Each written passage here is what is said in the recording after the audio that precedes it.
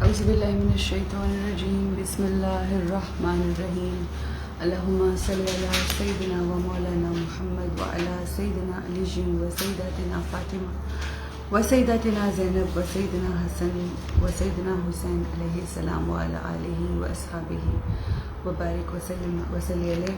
رب اشرح لي صدري ويسر لي أمري واحلل عقدة من لساني يفقهوا قولي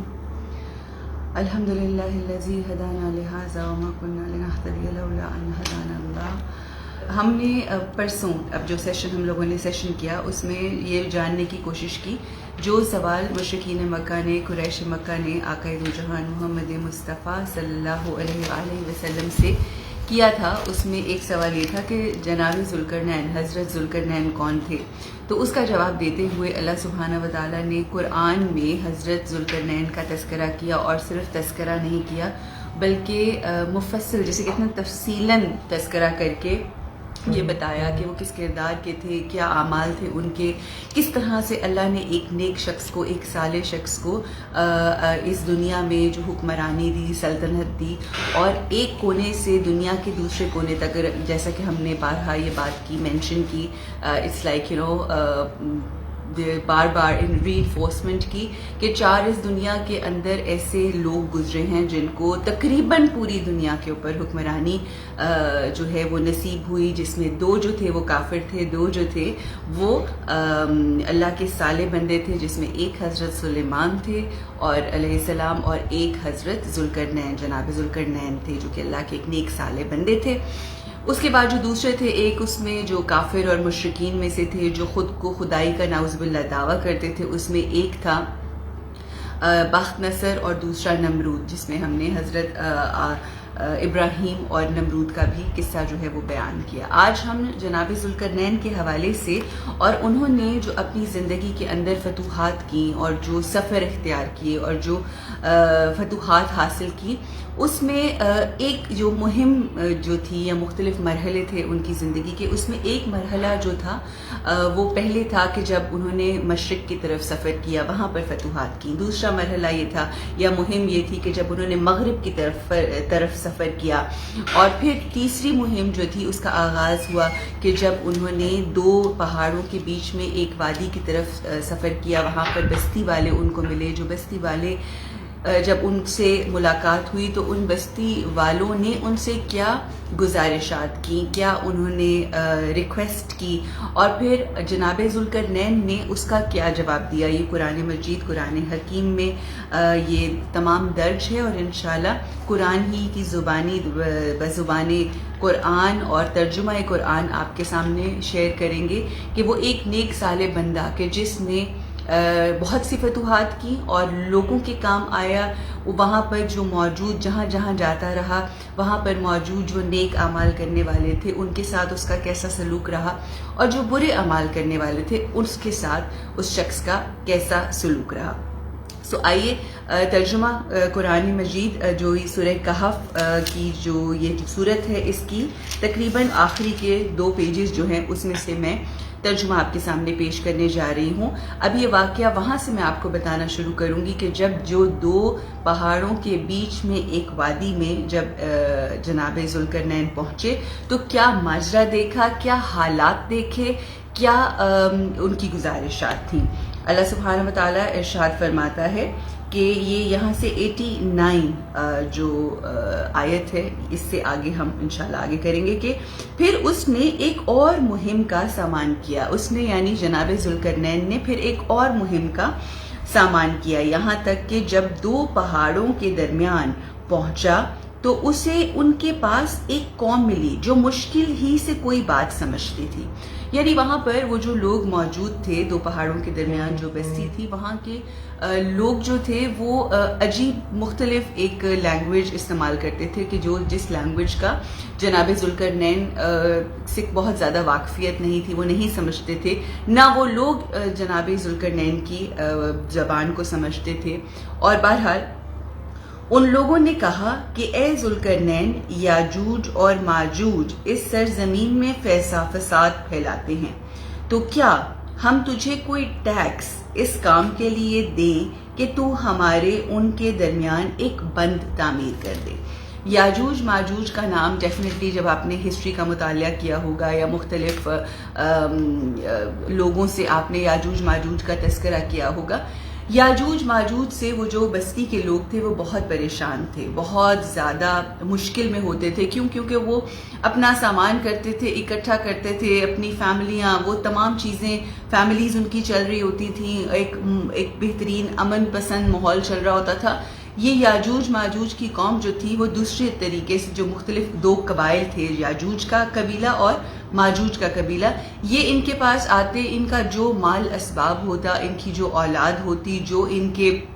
جمع پونجی ہوتی, جو ان کے بچے بیویاں اور تمام جو لوگ ہوتے, ان کو یہ جسے کہتے ہیں نا کہ تباہ و برباد کر کے لوٹ کے, یہ یاجوج اور ماجوج کا جو قبیلہ تھا یہ ان کو بالکل نیست و نابود کر دیا کرتے اور یہ چلے جاتے. تو یہ جو لوگ تھے اس بستی میں رہنے والے, یہ بہت زیادہ ان کی وجہ سے پریشان تھے, ہر وقت خوف میں رہتے تھے, ہر وقت پریشانی کا شکار تھے. جب انہوں نے ایک ایسا دنیاوی بادشاہ دیکھا جو اتنی فتوحات کر کے آیا تھا, جو اتنا جسے کہتے ہیں کہ اتنا پاورفل تھا, اور ان کو اس بات کا بھی احساس ہوا کہ یہ ایک نیک دل, ایک رحم دل بادشاہ ہے جو ہماری مدد بھی کر سکتا ہے, جو ہمارے کام بھی آ سکتا ہے. تو یہ ساری صورتحال جو ہے وہ اس طرح سے آگے بڑھی کہ انہوں نے گزارش کی, انہوں نے ریکویسٹ کی کہ یہ معاملہ ہمیں درپیش ہے تو ہماری مدد کیجیے اور ان سے ہماری جان چھڑائیے. آگے قرآن میں ارشاد ہوتا ہے کہ اس نے کہا جو کچھ میرے رب نے مجھے دے رکھا ہے وہ بہت ہے. اچھا آپ یہ دیکھیں کہ ناٹ اونلی اس نے ان بستی والوں نے مدد کے لیے جناب ذوالقرنین کو کہا, بلکہ ایٹ دا سیم ٹائم انہوں نے یہ بھی ایک جسے کہتے ہیں نا کہ ایک جس طرح ہم اپنے بچوں سے کوئی کام کروانا چاہتے ہیں تو ہم انہیں کوئی تھوڑی سی what do you call that, ان کو کچھ ایسی چیز دیتے ہیں, انسینٹیو دیتے ہیں. تو ایسا انسینٹیو بھی انہوں نے کیا کہ اگر تو ہم سے کچھ چاہے گا تو ہم تجھے وہ دینے کے لیے بھی تیار ہیں مگر یہ ہمارا کام کرے. اور آگے سے جناب ذوالقرنین جو اللہ کے نیک اور صالح بندے تھے, انہوں نے کیا ارشاد فرمایا, انہوں نے یہ کہا کہ جو کچھ میرے رب نے مجھے دے رکھا ہے وہ میرے لیے بہت ہے. یہ ہوتی ہے شکر گزاری. اگر نہ یہ آئے شکر گزاری اور نہ آپ کو اللہ کی عطا کردہ نعمتوں کے اوپر سکون ملے, اور نہ اگر آپ فلفلمنٹ میں آئیں اور آپ کا دل نہ بھرے, تو چاہے آپ کی اپنی پوری زندگی جو ہے وہ جتنا بھی آپ کما لیں آپ فلفلنگ نہیں ہوتے. بٹ ایسے لوگ جو اللہ سے ڈرتے ہیں, جو اللہ کے لیے جیتے ہیں, جو اس کی خوشنودی حاصل کرنا چاہتے ہیں, ان کی زندگی میں اور ان کی زبانوں سے اور ان کے جسے کہتے ہیں نا بیہیویئر سے اس دنیا کے اندر وہ جو بھی کام کرتے ہیں پتہ چلتا ہے کہ یہ کتنے شکر گزار ہیں. تم بس محنت سے میری مدد کرو. آن دا کنٹری انہوں نے یہ کہا کہ تم سے میں اور کچھ نہیں چاہتا, تم میری مدد کرو اس کام میں. اگر تم چاہتے ہو کہ میرے ساتھ چلو, تم یہ چاہتے ہو کہ میں تمہاری مدد کروں, تو میری مدد تم کرو اور میں تمہاری مدد کروں گا. تم بس محنت سے میری مدد کرو, میں تمہارے اور ان کے درمیان بند بنائے دیتا ہوں. تمہارا جو مسئلہ ہے وہ میں حل کیے دیتا ہوں. تمہاری جو پرابلم ہے کہ وہ آ کے تمہیں نیست و نابود تباہ و برباد کر جاتے ہیں, تو میں اس معاملے میں تمہاری مدد, میرا مقصد صرف فتوحات کرنا نہیں ہے, لیکن اگر کوئی مشکل میں لوگ ہیں تو میں تمہاری مدد کرنے کے لیے تیار ہوں.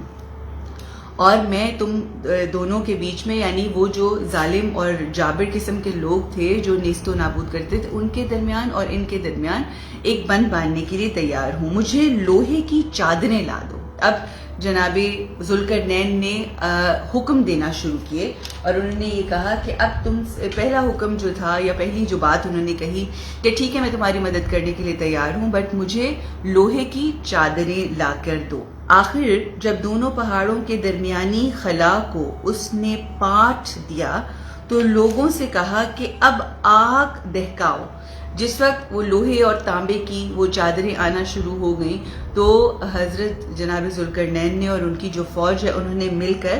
آگ کو بھڑکانا شروع کیا. یہ آہنی دیوار بالکل آگ کی طرح سرخ کر دی. تو اس نے کہا لاؤ اب میں اس پر پگھلا ہوا تانبا انڈے لوں گا. یعنی سب سے پہلے لوہے کی سلیں رکھی گئیں, پھر اس کے بعد آگ لگائی گئی، اور تیسرا جو سٹیپ لیا گیا جناب ذوالقرنین کی طرف سے وہ یہ تھا کہ اس میں پگھلا ہوا تانبا ڈال دیا گیا۔ یہ بند ایسا تھا کہ یاجوج و ماجوج اس پر چڑھ کر بھی نہ آ سکتے تھے، اور اس میں نقب لگانا ان کے لیے اور بھی مشکل تھا۔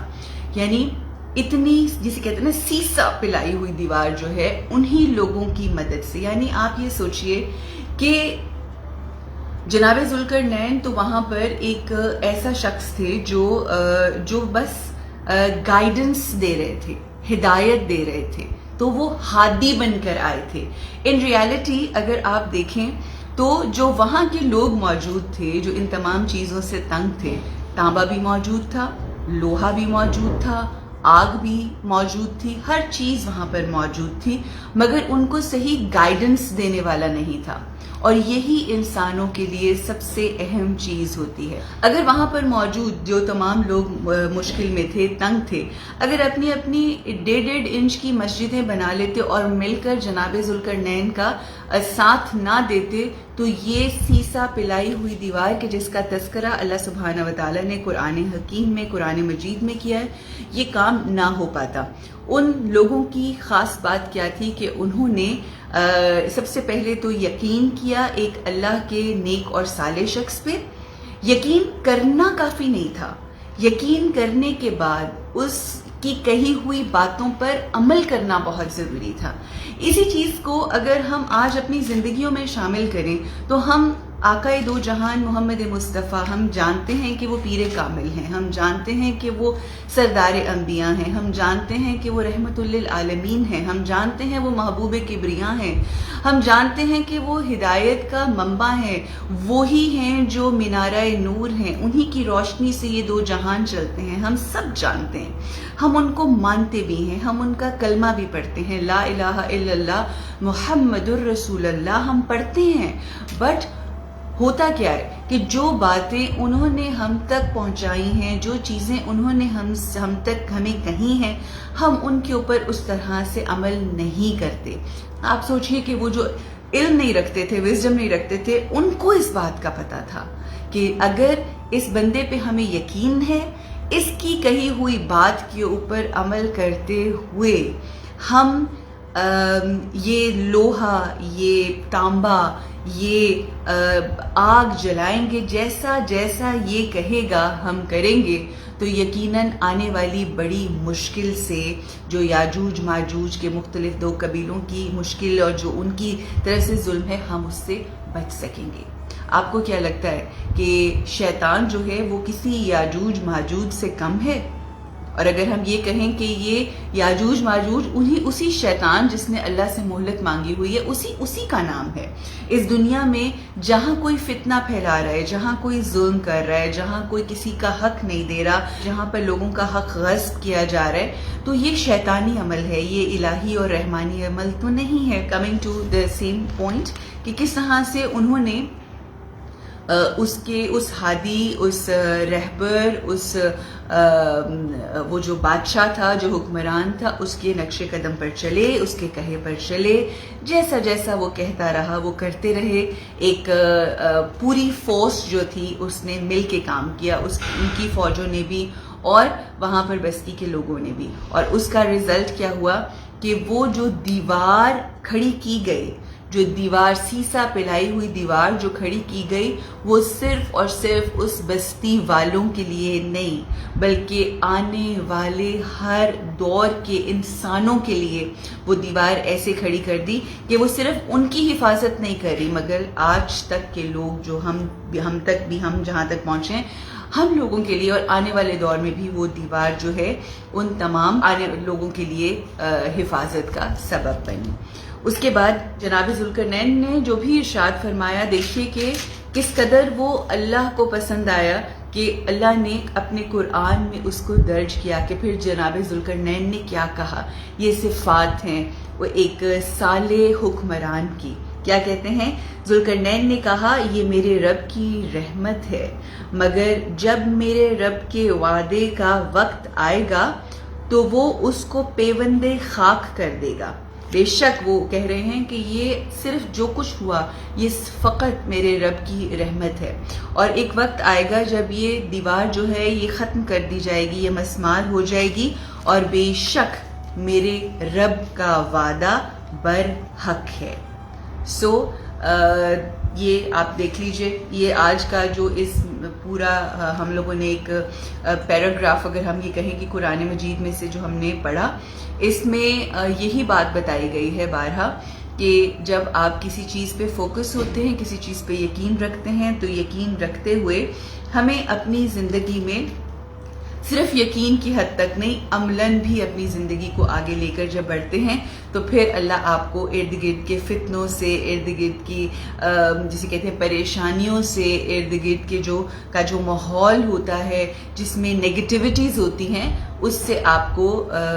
بچ جاتے ہیں، اور یہی بچنا جو ہے اسی کا نام ہے تقویٰ، یعنی اللہ سبحانہ و تعالیٰ